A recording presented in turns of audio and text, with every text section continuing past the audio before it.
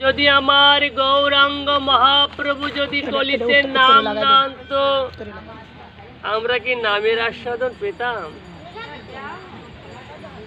পেতাম মা? আমরা গৌরাঙ্গ মহাপ্রভুর কথা তো ভুলে গেছি। কৃষ্ণ কৃষ্ণ কৃষ্ণ বলে কখনো রাম বলেছি, কখনো গৌরাঙ্গ মহাপ্রভু বলেছি? বলি নাই। কেন বলি নাই?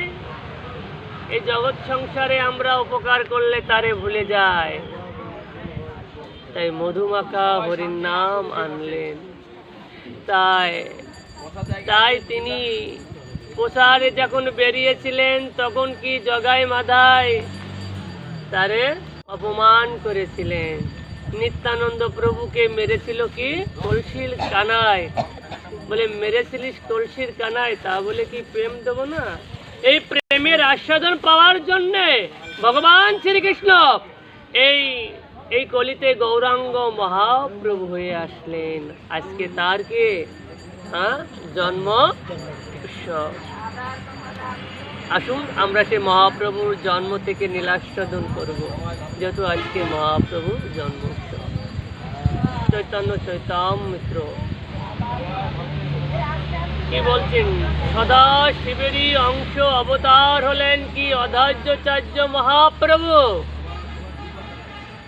তিনি এই সমস্ত জগৎ ঘুরিয়ে দেখলেন যে মানুষের ভিতরে কোনো মনুষ্যত্বা নাই।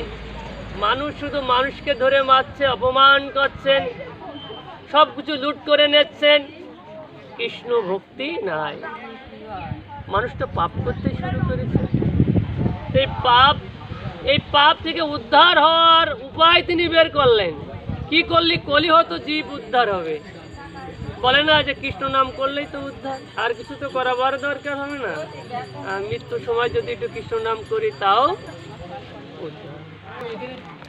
তিনি কি করলেন? বৈকুণ্ঠে গেলেন। বৈকুণ্ঠে নিত্য ভগবানের পূজা করতে শুরু করলেন।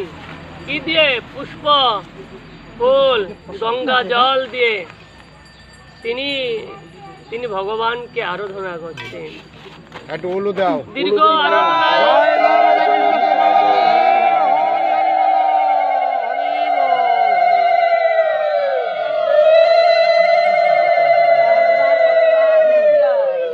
তিনি বৈকুণ্ঠে যে ভগবানকে সাধনা করছেন, তপস্যা করছেন। যখন ভগবান আর আসলো না, তখন তিনি কি বলছেন? আজকে দুই বাহু তুলে বলছেন, হে করুণা সিন্ধু তুমি এসো, হে দীনবন্ধু আমার এখন সময় হয়নি, আমার সন্ধ্যা না না, হে করুণা সিন্ধু দীনবন্ধু জগৎপতে গোপীশা গোপীকান্ত রাধাকান্ত নমস্তিতে। ভগবানের চরণ না দিয়ে নিজে মাকে বসে থাকলাম, তাই না? আমি দিনই এই কারণে তখন ডাকার পরে আমার মহাপ্রভু তিনি কার আহ্বানে এসেছিলেন? অধৈর্যচার্যের মহাপ্রভুর আহ্বানে আমার মহাপ্রভুর আবির্ভাব হয়েছিলেন। পুরো নবদ্বীপ যখন জানলেন যে মহাপ্রভু আসছেন, স্বয়ং ভগবান আসছেন, তখন পুরো নবদ্বীপ আনন্দিত উল্লাসিত হয়ে মেতেছিলেন। সেই দিনটি ছিল কি 1406 বাংলা মাঘ মাস পূর্ণিমা তিথিতে ভগবানের পুষ্প অঞ্জলিতে আমার ভগবান গৌরাঙ্গের আবির্ভাব। আমরা কি তাই পালন করতে পেরেছি? এই যে আজকে মহাপ্রভু জন্ম উৎসব, কই কোথাও কোনো মন্দিরে কি হচ্ছে না? তাহলে আমরা কি সনাতন মানুষ নয়? কি জন্য আমরা আমার নিজেদের উৎসব পালন করছি? পুত্র জন্মোৎসব কবে হবে তাই নিয়ে ব্যস্ত আছি। দাদা বৌদি আমার পুত্রের জন্মোৎসব, কিন্তু কখনো বলেছি দাদা দিদি অমুক দিন ভগবান শ্রীকৃষ্ণের জন্মোৎসব, রামের জন্মোৎসব, মহাপ্রভুর জন্মোৎসব? বলে শাস্ত্রে বলছে যাওয়া আসা। এই যাওয়া আসার মাঝখানে যতটুকু সময় আছে না, এই সময়টুকু হচ্ছে হরিভজনের সময়, সাধন ভজনের সময়। সময় গেলে সাধন হবে। গানে তো মিথ্যা বলি নাই। বলছে 84 লক্ষ ভ্রমণ করার পরে এই মনুষ্য দেহ পেয়েছি। এই দেহ একমাত্র কৃষ্ণ ভজনের দেহ, এই দেহ একমাত্র সাধন ভজনের দেহ। পুরো নবদ্বীপ তখন আনন্দিত উল্লাসিত হয়ে আসলেন। আমার ভগবান শ্রীকৃষ্ণে কার গর্ভে অবস্থান করেছিলেন? শচীমাতার গর্ভে। শচীমাতা পূর্বে কে ছিলেন গো? কে ছিলেন মা জানেন? তিনি যশোদা। কিন্তু যশোদার খুব ইচ্ছে ছিল যে ভগবান শ্রীকৃষ্ণ যদি আমার গর্ভে যদি জন্ম নিতে পারত। আমরা বলি না আমার গর্ভে যদি এটা গোপাল হতো, ভগবানের মতন যদি একটা পুত্র হতো, বলি না? হ্যাঁ, তাই আমরা কি মা যশোদা তখন বলছেন যদি আমার গর্ভে যদি আমার ভগবান আসতো, তিনি হয়ে আসলেন সতীমাতার গর্ভে। যখনই জগন্নাথ মিশ্র জানলেন যে তাদের ঘরে অতিথি আসছেন, বিশ্বরূপ তো প্রথম পুত্র, তখন বৈকুণ্ঠে শিলাগ্রামে যে জগন্নাথ মিশ্র বিশ্বরূপকে নিয়ে যে তখন বাল গোপালের সেবা করতেন, পূজা করতেন। আর সেই পূজাও শশী দেবীও। আমাদের পুত্রগুলো অধর্ম চলে যাচ্ছে কি জন্যে? শাস্ত্রে কি বলছেন জানেন? গর্ভ যখন পুত্র আমাদের মাতৃগর্ভে যখন অবস্থান করে না, তা মায়েদেরও কিছু নিয়ম কানুন আছে। হরির নাম করতে হবে, গীতা পাঠ করতে হবে, সাধুসঙ্গ করতে হবে, তবেই না গর্ভে একটা সাধুসঙ্গ বৈষ্ণব তৈরি হবে। বলে মায়ের গুণে কি হয়? মায়ের চরিত্রই পুত্র চরিত্র হয়। বাবার গুণে মূর্খ আর নিজের গুণে। একটি মা তার সন্তানকে যেমন ভাবে করবে তেমন ভাবেই সে গড়ে উঠবে। এই সমাজ যেমন মানুষকে যেমন করে তৈরি করবে, সমাজের মানুষ তেমন ভাবেই চলাফেরা ব্যবহার আচরণ করবে। আগে সমাজ ছিল না, আগে গুরুজনরা ছিল না, তারা কিভাবে অনুষ্ঠান করেছেন, সম্মান করে গেছেন। সেই সম্মান কি আমরা দিতে পাচ্ছি না। কারণ কি জন্যই পাচ্ছি না? কারণ চরিত্র হতে পারে না। তাই তিনি নিত্য বাল গোপালের সেবা করতেন। এইভাবে যেতে যেতে আমার মহাপ্রভু জন্ম হলেন ফাল্গুন মাসে, পূর্ণিমা তিথিতে, সেটা আজকের এই দিন। আর তখন কি, যখন পুরো নবদ্বীপবাসী তখন আনন্দিত উল্লাস, সবাই দেখতে আসছেন কার পুত্রকে? জগন্নাথ মিশ্রের পুত্রকে। সবাই আসছেন, সবাই কিছু না কিছু বস্ত্র আনছেন। বাবা, আমরা যদি কারোর কোনো পুত্র দেখতে যাই তা আমরা খালি হাতে যাই? যদি আপনি কারোর বাড়ি গেলেন, নেমন্তন্ন করলেন, পুজোতে তো যাওয়া যায় না। যেখানে ভাগবত পাঠ হচ্ছে সেখানে তো খালি হাতে যাওয়া যায় না। বলে মন্দিরেও খালি হাতে যাওয়া যায় না, কিছু না কিছু নিতে হয়। আর সবাই নিয়ে যাচ্ছেন। এইদিকে দেবদেবতাগণ চলে এসেছেন, সবাই খুশি, ভগবান এসেছেন। তখন দেবদেবতাগণ সবাই খুশি হয়েছেন গো। সীতা দেবী পুত্রকে দেখে তিনি অবাক হয়ে গেছেন। কাঁচা সোনা রঙের মতন তার দেহ। তিনি বিবেচনা করে তখন তার নাম রাখলেন নিমাই। নিমাই জন্ম হয়েছিলেন নিম গাছের তলে, তো তিনি নিমাই রাখেন। এই নিমাই মায়ের কোলে বড় হয়। মায়ের কোলে বড় হতে হতে তিনি বালককাল হয়ে গেছেন। একদিন গিরিয়ে পদচিহ্ন দেখে জগন্নাথ মিশ্র চমকে উঠেছেন। পদচিহ্ন দেখে বলছে, এটা তো আমার ভগবান শ্রীকৃষ্ণেরই পদচিহ্ন। দেখবেন যারা জ্ঞানী, যারা পণ্ডিত, সাধন্ত লোক তপস্যা করে, তারা কিন্তু বুঝতে পারে, তারা বলে দিতে পারে। পদচিহ্ন দেখে তখন স্ত্রীকে ডাকছেন, শচী দেবীকে ডাকছেন, শচী মাতাকে ডাকছেন। বলে, এটা দেখো তো কার পদচিহ্ন? শচী মাতা বললেন, এটা তো ভগবান শ্রীকৃষ্ণেরই পদচিহ্ন। তবে কি আমাদের ঘরে স্বয়ং ভগবান এসেছেন? কি সুন্দর বুঝতে পারলেন ভগবান। নিমাই বড় হতে শুরু করেছেন। নিমার বাড়ির সামনে একটি বৃক্ষের তলায় বসে এক ব্রাহ্মণ যখন ভগবানের সেবা দেন, নৈবেদ্য দেন। বাবা নিমাই কিসের পাগল ছিলেন? নৈবেদ্য খাওয়ার তিনি পাগল। কিছু দেবেন না, নৈবেদ্য একটু দেবেন তাতে। এই ব্রাহ্মণ এখন সেই নৈবেদ্য দেয় আর নিমাই চুরি করে খেয়ে আসে। ভগবানের তো ভগবানই চুরি করছে। এত প্রিয়, এত প্রেমিক, এত প্রেমিক ভগবান, ভগবানের প্রসাদ লালিত হয়ে খেয়ে আছে। আমরা সে প্রসাদ পাবার জন্য একটুও লালিত হয়ে থাকি। এই যে ভাগবত কথা শ্রবণ করেন না, প্রসাদ প্রসাদ বলেন না, ভাগবত প্রসাদ যস্য প্রসাদ প্রসাদ অতি অন্য। ভাগবতের যে কথা অমৃত না, যে কথা না, এই কথাই হচ্ছেন প্রসাদ। এই প্রসাদ আহার করেছিলেন কে? মা পরীক্ষিত মহারাজ। এই কথা তিনি আস্বাদন করেছিলেন 7 দিন ধরে। আমরা তখন আধা ঘন্টা হলি পাঠে বাবা, তিনি 7 দিন ধরে। দেবশ্রী নারদ 30 সেকেন্ডের বেশি তিনি থাকতে পারতেন না কোথাও। তিনি 7 দিন ধরে ভাগবত কথা শ্রবণ করেছিলেন। তাহলে আমরা কেন পাচ্ছি না? বলে কলিহত জীব পারবে না। কারণ যেখানে তামাশিক আছে সেখানেই যেতে পারবে, সেখানেই সময় ব্যয় করতে পারবে, কিন্তু ভাগবতে এসে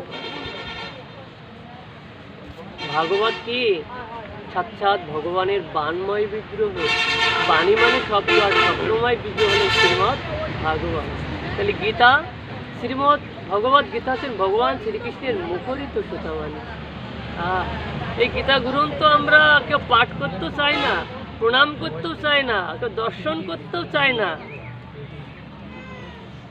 ভগবান শ্রীকৃষ্ণের মুখরিত সুতাবাণী আমাদেরকে শ্রবণ করতে হবে, দর্শন করতে হবে। দর্শনে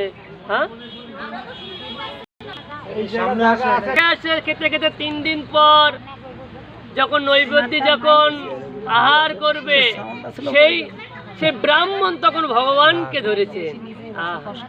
দেখেন ভগবানের হাত ধরেছে অনেক জায়গা। বাবা পাঠ যতটুকু বলা, 1000 ঋষিগণকে যখন সুতজি গুরুশ্রবা যখন ভাগবত কথা শ্রবণ করাইছিলেন, মনে করেন 88,000 ঋষিগণ, তখন সাউন্ড ছিল না, কিন্তু মুখের বাণীতেই পৌঁছে গিয়েছিলেন।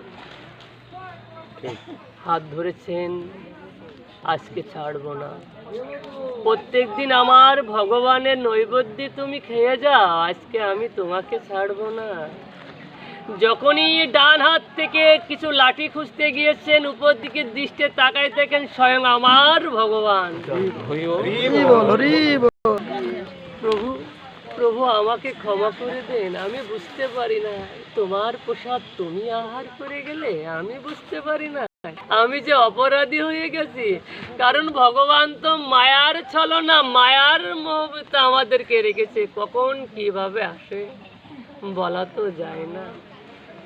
বলে কুকুর দেখলেও আমরা তাকে কি বলি? কুকুরটাকে আমরা ধরে মারতে যাই। বাবা কুকুর মারাও অপরাধ। আমার মহাপ্রভু নীলাচলে যখন অবস্থান করেছিলেন মা, তখন গৌড়ায় ভক্তগণ আর থাকতে পারিনি। বলছে যেখানে আমার প্রভু নেই, আমি তো আর সেখানে থাকতে পারবো না। আমরা গৌড়ায় আমার সে মহাপ্রভুর কাছে যাব। গৌড়ায় ভক্তগণ যখন যাচ্ছে, তার পিছন পিছনে একটা কুকুর যাচ্ছে। এটা চৈতন্য চৈতন্যমিত্র আদি নীলায় লেখা আছে। তখন রামানন্দ কুকুরটাকে কিছু প্রসাদ দিচ্ছেন, যত্ন করছেন, পিছন পিছন যাচ্ছেন। যখন খিয়ায় উঠবেন, কুকুরটাকে উঠিয়েছেন। যখন কুকুরটাকে পাড়ের কড়ি দিচ্ছে, তা তো ফিরিতে কেউ নিয়ে যাবে না, আবার মাঝি তো পার না, খিয়া পারবেও না। তখন তিনি কি করলেন? কড়ি দিলেন। ও পারে যে নীলাচলে যেয়ে লেবেছে না, রামানন্দ দেখে সেই কুকুরটাকে আর কুকুর গেল কোথায়? একই সাথে আসলে খিয়ায় ভাড়া দিলাম, কুকুরটা তো থাকবে। সবাই চলে গেছেন মহাপ্রভুর কাছে। মহাপ্রভুর কাছে যে দেখে যে কুকুরটা প্রসাদ আহার করছেন, সবাই ভক্তবিন্দু সবাই অবাক হয়ে গিয়েছেন। এ আমি কাকে দর্শন করলাম? তবে কি আমাদের কি মঙ্গল? কৃষ্ণ নাম করো গো। কৃষ্ণ নাম শোনালেন রামানন্দরা, সবাই অবাক মেরে গেলেন। কিছুদিন পর দেখে সেই কুকুরটা আর নাই। দেখেছেন ভগবানের কেমন ছবি।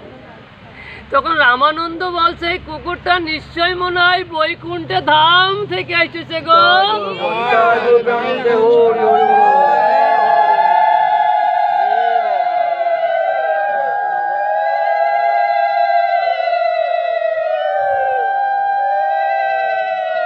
কুকুর দেখে করুণা ঘৃণা, কুকুরের ভিতরে কি আছে তার মহিমা তো জানো না। যে একবার দর্শন করেছে সেই বুঝেছে। তাই নিমাইকে যখন ধরে যখন ভগবানকে দর্শন করলেন, নিমাই বড় হয়েছেন। বড় হতে হতে তখন কি নবদ্বীপে তখন নাম প্রচার করতে শুরু করলেন। কি নাম? কৃষ্ণ নাম। ভজ গৌরঙ্গ লহ গৌরঙ্গে, লহ গৌরঙ্গের নাম রে। ভজ গৌরঙ্গ লহ গৌরঙ্গ, লহ গৌরঙ্গের নাম রে। যে জন আমার গৌর ভজে, সে হয় আমার প্রাণ রে। নাম মধুর সুরে গেয়েছিলেন ভোরে প্রভাতী কীর্তনে। তাই আমার মহাপ্রভুর পিছনে পিছনে কে গিয়েছিলেন? বারিশাদগণ। শত কাজ ফেলে তারাও আমার মহাপ্রভু। কি সুন্দর নাম প্রচার করতে গেলেন, প্রচার করলেন। ব্রাহ্মণগণ তখন বাধা সৃষ্টি করলেন। নাম বাবা, ভাগবত কথা শুনতে হয় নিঃশব্দে। শুনিব আমি কর্ণে দিয়ে, দেখিব আমি দৃষ্টি দিয়ে, ধরিব আমি হৃদয়েতে। যদি না পারলাম তাহলে কি হলো? বৃথা, তাই না বাবা? বৃথা জীবন ধারণ করছি আমরা। আমরা কলিহত জীব, আমরা বৃথা জীবন যাপন করছি। কেমন কেমন বৃথা? একবারও কি প্রাণ ভরে আমার গোবিন্দকে ডেকেছি? একবারও কি আমার গোবিন্দ চরণে মাথা নোয়ায়ে বলছি, গোবিন্দ আমি যে অপরাধ করেছি, তোমার চরণে সমস্ত অপরাধ আমি ক্ষমা চাচ্ছি, তাই তোমার চরণে আমি প্রণাম জানালাম? পারি না। আমি ভগবানের যেদিন থেকে চরণে প্রণাম জানালাম, আত্মসমর্পণ করলাম, সেদিন থেকে আমি গোবিন্দর সঙ্গী হয়ে গেলাম। এত সহজ না। যতই আপনি গীতা পাঠ করেন, ভাগবত পাঠ করেন, সাধু সেবা দেন, আপনি যদি সর্বপ্রথম আপনি ভগবানের চরণে যদি প্রণাম না করেন, মাথা না নোয়ান করেন, সাধুগুরু বৈষ্ণবের যদি চরণে যদি মাথা না নোয়ান, তাহলে আপনার এই জীবন সার্থক হবে না। মহর্ষি বেদব্যাস কি লিখেছিলেন বাবা? ভাগবত রচনা করেছিলেন। তা তিনাকে তার গুরুদেব দেবশ্রী নারদ কি বলেছিলেন জানেন? ব্যাসদেব, তুমি যদি ভাগবত রচনা করো, 18,016 পুরাণ যদি তুমি রচনা করো না, তাই সর্বপ্রথম তোমাকে সাধু সঙ্গ করতে হবে। সাধু সঙ্গ, সাধু সঙ্গ সর্বশাস্ত্রে কয়, সাধু সঙ্গ লবা মাত্র কৃষ্ণ ভক্তি হয়। ভক্তি যার কৃষ্ণ তার সর্বশাস্ত্রে কয়। আমার ভক্তি নাই, আমি কি পাবো? আমার ভক্তি নাই, আমি কি পরীক্ষায় কি পাশ করতে পারবো? পারবো না। আমার কন্যা পড়াশুনো করছে, ফলাফল কোথায় পাওয়া যাবে? পরীক্ষায়, তাই না? আমরা কি করছি? আমাদের কর্মের ফল ভোগ করতেই হবে। এর বিচারক আমাদেরকে বসে আছে। আমরা মনে করছি যে আমরা পাপ করছি না, পাপও করছি আবার পুণ্যতাও লাভ করছি। এক রাজা ছিলেন, সারা জীবন শুধু পাপই করে গেছেন বাবা, পুণ্য কাজ করি না। দৃষ্টান্তটা শোনেন। রাজার তো কোনো কিছুর অভাব নাই বাবা। যার এত থাকে তার অহংকার থাকে, গর্ব হয়, আমার এই আছে, আমি রাজা, আমার তো কিছু। দেখবেন যারা কোটিপতি তারা কিন্তু টাকা পয়সা অবৈধ জায়গায় খরচ করে, কিন্তু কখনো ভালো জায়গায় দেয় না। এখন এই রাজার জৈবন আদি সব কিছু বেশ্যার সাথে মেলামেশা করে, আর এই ধন সম্পদ সব অর্থ করে সব ব্যয় করে। দেখতে দেখতে মা সেই রাজারও আর অর্থ নাই, জৈবনও শেষ, বৃদ্ধ হয়ে গিয়েছে। বাবা, বৃদ্ধকালে কোনো স্মরণ শক্তি থাকে? কিন্তু কিন্তু রাজার মোহ রয়েছে যে আমি দীর্ঘদিন ধরে ওই বেশ্যার কাছে যাই, বাইজির কাছে যাই, আজকে আমি যাব, কি নিয়ে যাব? তাই একটা কড়ি ছিল, তখন মালিনীর কাছ থেকে 2টি ফুল কিনেছে। আজকে রাজার হাতে মাত্র সামান্য একটা কড়ি, যে কড়ি দিয়ে রাজা রাজ্য চালিয়েছেন, সবাই সম্মান করেছেন, আজকে রাজারও কেউ ডাকছে না। যখন আপনার অর্থ থাকবে না, সমাজের লোক আপনাকে দিকে ফিরেও তাকাবে না। বাবা, মিথ্যে বললাম? যখন আপনার অর্থ আছে, তখন আপনার জ্ঞানী গুণী ব্যক্তি সবাই আপনাকে সম্মান করবে। আজকে রাজার দিকে কেউ ফিরে তাকাচ্ছেন না। তখন রাজা 2টো ফুল কিনে নিয়ে যখন সেই বেশ্যার বাড়িতে যাচ্ছেন, যেতে যেতে ড্রেনের স্রোতে বৃদ্ধকাল তো পড়ে গেছে, হাত থেকে 2টি ফুলও পড়ে গেল। তখন রাজা উঠে দাঁড়িয়ে তখন চিন্তা করছে, সারা জীবন তো গোবিন্দকে কিছু দিতে পারলাম না, আমি তো পাপিষ্ঠ। তাই অং গোবিন্দায় নমঃ, মানে আমি 2টো ফুল গোবিন্দকে চৈতন্য ফিরেছে, জ্ঞান ফিরেছে। আমাদের সময়তে যদি এই জ্ঞানগুলো যদি বাবা আসে তাহলে কি হবে? আমাদের জীবনে আলোকিত হবে। তখন এইবার সে রাজা বেশ্যার কাছে গিয়েছেন, বলেছেন, কই কিছু তো আনো, আজকে কি এনেছো? বলে, আজকে আমি খালি হাতে এসেছি। তাই? না, আমি খালি হাতে আসিনি, তোমাকে পরীক্ষা করছি। বলে, কই দাও। বলে, এনেছিলাম 2টা ফুল তোমাকে দেওয়ার জন্যে, খাদে পড়ে ড্রেনের স্রোতে ফুল 2টো ভেসে গেল।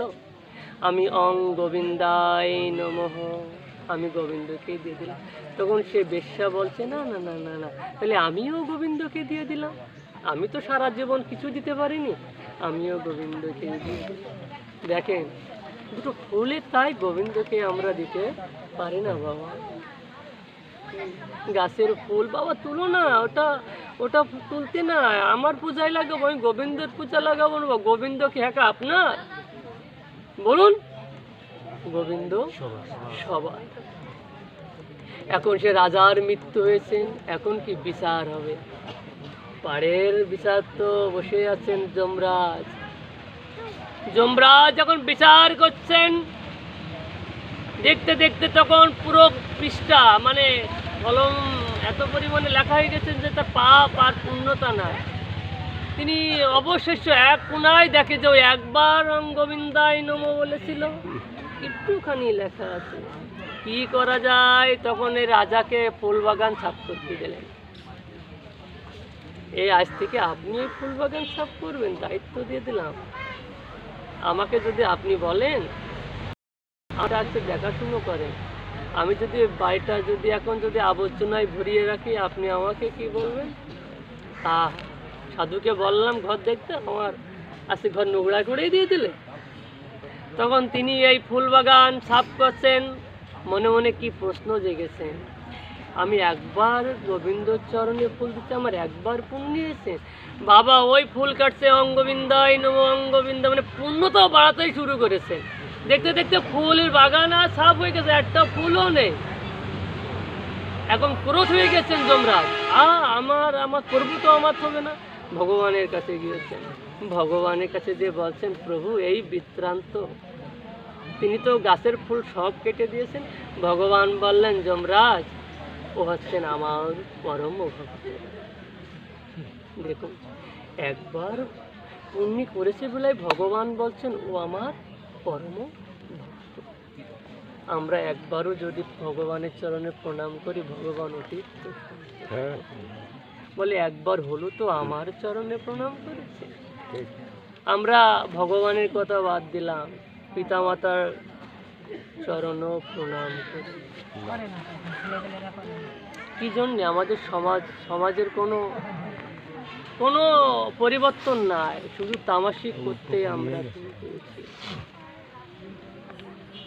তাই এমন কোনো কিছু বলা যাবে না, এমন কোনো কিছু করা যাবে না আমার সনাতন ধর্মে কলঙ্ক লাগে। বাবা কলঙ্ক লেগে গেছে না?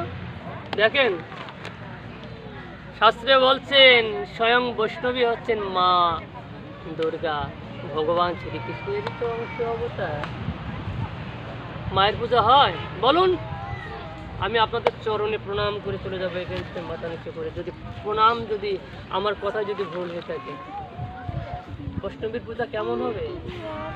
স্বয়ং বৈষ্ণব দেবাদিদেব মহাদেবের পূজা তামাশা করে হবে? আমরা বড় পুজোয় বলি না, পুজো হচ্ছে, প্যান্ডেল হচ্ছে, লাইটিং হচ্ছে, কি আনন্দ, কি উৎসব! পবিত্র ভূমিতে আমরা ডিজে বাজিয়ে গান করছি, খুব উৎসব। আরে দাদা জানো অমুক জায়গায় 10টা বক্স, আমরা এত প্যান্ডেল করেছি। বাবা মাকে আহ্বান করে একটা বছর পর পায় আশীর্বাদ পাওয়ার। যারা বৈষ্ণব, যারা মায়ের পূজা করে, তারা ভক্তি দিয়েই পূজা করে। আমরা স্ত্রীর জন্য 10,000 12,000 টাকা দামের শাড়ি কিনছি, কিন্তু অন্তরপক্ষে বৈষ্ণবের একটু 5 দিনের ভিতরে একটু দিন একটু বৈষ্ণব সেবা, একটু ভাগবত কথা হচ্ছে না। টাকা ভালো জায়গায় জলদান, বস্ত্রদান আর অন্নদান। এই অক্ষয় তিথি সামনে আসছে, এই তিথিটি আসছে, এই 3টে জিনিসই সৃষ্টি হয়েছে। তাই আমার বড় হতেই শুরু করলেন, পেরেছিলেন না, কারণ মায়ের আশীর্বাদ না হলে সন্ন্যাসী গ্রহণ হয়। আমি যা কিছুই করছি, যদি মার কাছে যদি আমি অনুমতি না নিই, তাহলে মা রুষ্ট হবে, আর রুষ্ট হলে কি হবে, সেটা আমার ফল হবে না। নিমাই তখন বাড়ি চলে এসেছেন, মায়ের কাছে অনুমতি নিচ্ছেন। অনুমতি নেওয়ার পরে যখন জানলেন যে আমার বিশ্বরূপ যেভাবে চলে গিয়েছিল বড় পুত্র, নিমাইও সেইভাবেই চলে যাবে। আজকে শশী মাতা তিনি দরজায় পাহারা দিচ্ছেন কার? ভগবানকে। দেখি কেমন ভাবে যায়। মা শশী দেবীও পারেনি, পাহারা দিতে দিতে শশী মাতা কখন জানি ঘুমায়ে পড়েছে গো। আমার নিমাই সন্ন্যাসীতে চলে গেল। নিদ্রা ভেঙেই তখন স্বয়ং বিষ্ণুপ্রিয়াকে ডাকছে, নিমাইকে আর পেল না। তখন বিষ্ণুপ্রিয়ার মা সতী দেবী নিমাইকে ডাকছে, নিমাই নিমাই, তবুও পিছন দিকিতে আর ডাক শুনছে না। আর নিমাইকে জগৎ সংসারে আর আটকানো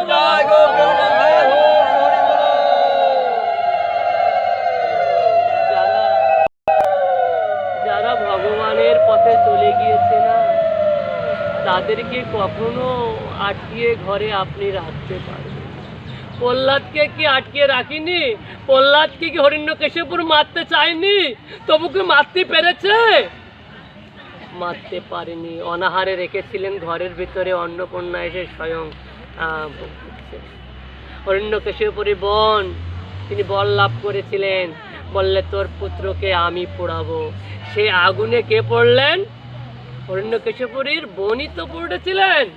হিরণ্যকশিপু দেখছে যে পুত্র মনে পড়ছে, চিৎকার হচ্ছেন, কিন্তু সেই সাই ভস্য মেখে এই দিনেই আবিরে সেই সাই ভস্য সবাই মেখেছিলেন। আমরা তো আবির দিই।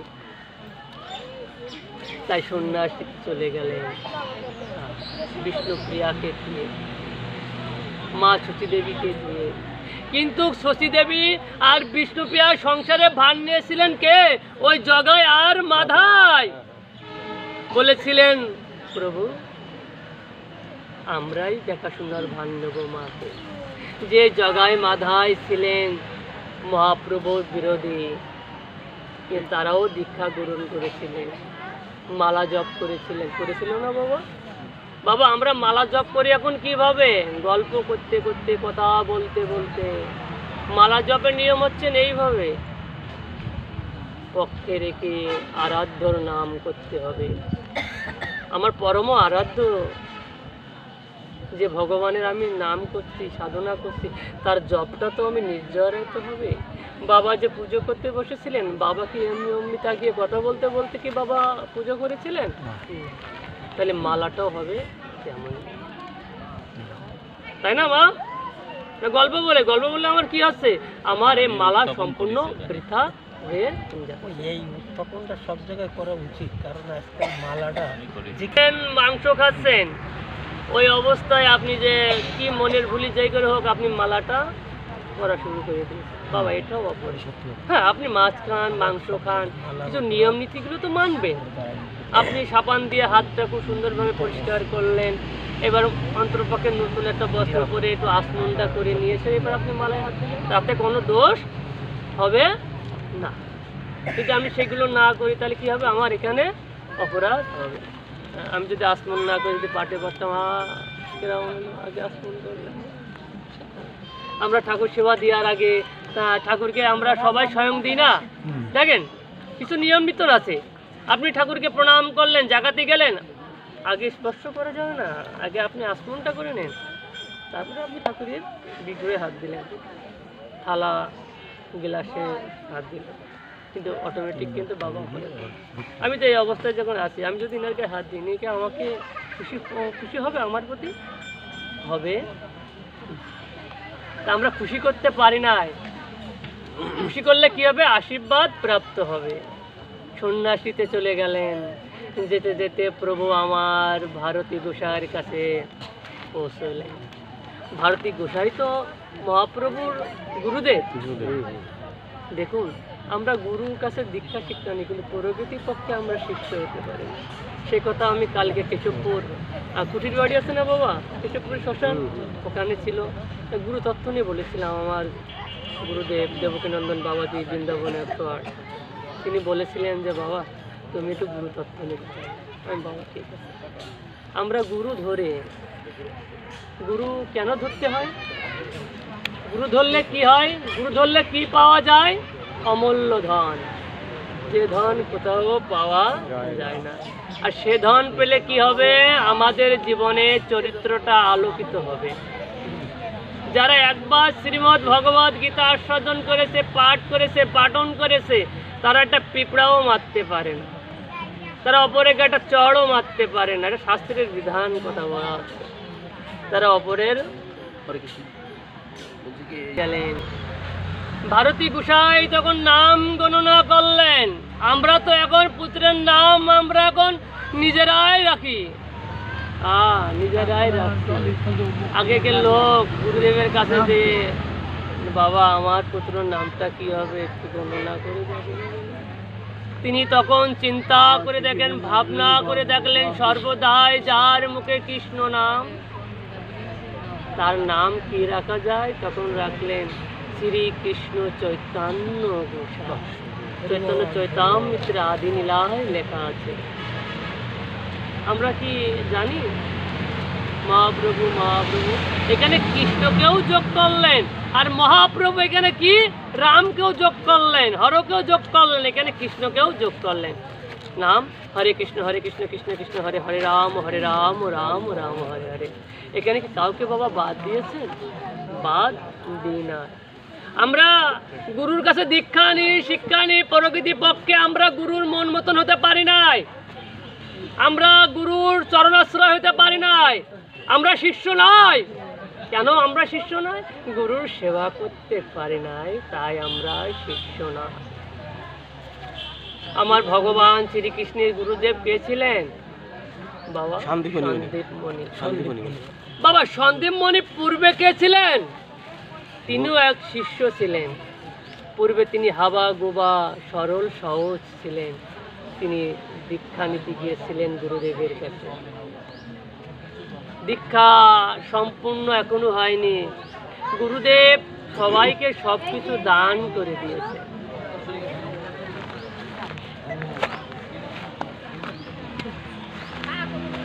সবাইকে সবকিছু দান করে দিয়েছেন। এটুকু বলে বিশ্রাম নেবো, কারণ আমরা বুঝতে পারি একটা পাঠক সব কিছু ধারণা করতে পারে, আপনি বুঝতে পারবেন না, কিন্তু একটা ফাটক বুঝতে পারবেন।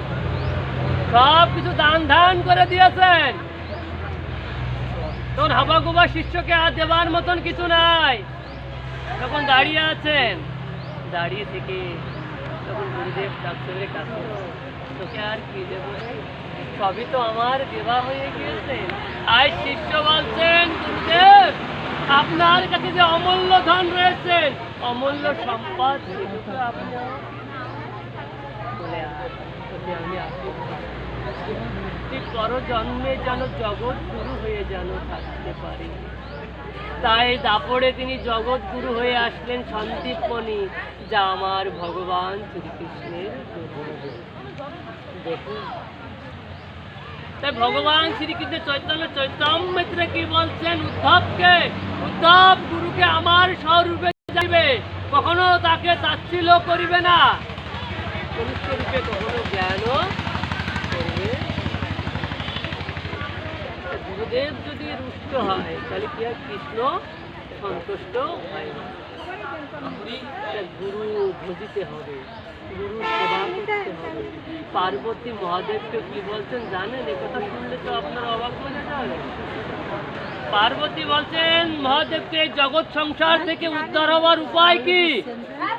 তখন মহাদেব পার্বতীকে বলছেন, পার্বতী আপনি শুনবেন, সেই কথা শুনলে আপনার হৃদয়ের ভিতরে আনন্দ উপভোগ হবে। বলে কি? বলে জগৎ সংসার থেকে উদ্ধার হওয়ার উপায় হচ্ছেন শ্রী গুরুদেবের পাদুকার সেবার। জগৎ সংসারে উদ্ধার হওয়ার উপায় একমাত্র গুরুদেবের পাদুকা। বিশ্রাম আসুন, আমরা কেউ বলে ভারতী ঘোষার কাছে গিয়েছিলেন, আরো তো পর্ব আছে, হরিদাসের পর্ব আছে ওখানে।